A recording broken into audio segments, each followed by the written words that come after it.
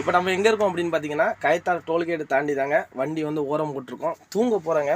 தூங்குறதுக்கான பாதுகாப்பு பார்த்தீங்கன்னா, நல்ல இந்தியன் ஆயில் பங்குக்கு நீட்டாக முன்னாடி பார்க்கிங்கில் வண்டியை ஓரம் போட்டிருக்கேன். 2 சைடும் பார்த்தீங்கன்னா கிளாஸ் ஏற்றி ஃபுல்லாக லாக் பண்ணிட்டேன். இப்போ நம்ம தமிழ்நாட்டுக்குள்ளே தான் இருக்கேன். நான் இங்கே எங்கேனாலும் படுக்கிறதுக்கு எனக்கு சுதந்திரம் இருக்குது.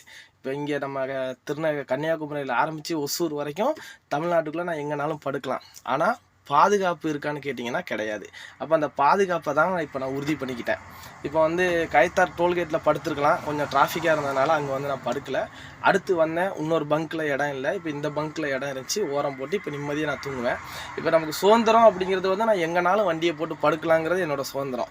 ஆனால் என்னோடய பாதுகாப்புங்கிறது வந்து இது என்னது, இப்படி நம்ம சேஃப்டியாக போட்டு தூங்கிக்கிறது வந்து என்னோடய பாதுகாப்பு. நன்றி. நீங்களும் வண்டியை வழியில் எங்கே ஓரம் போட்டு படுத்தாலும் சேஃப்டியாக பாதுகாப்பாக இருங்க. இது எல்லாத்துக்குமே பொருந்தும். சுதந்திரத்தையும் பாதுகாப்பையும் போட்டு குழப்பிக்காதீங்க. சுதந்திரங்கிறது வேறு, நம்மளுடைய பாதுகாப்புங்கிறது வந்து வேறு. நன்றி, வணக்கம்.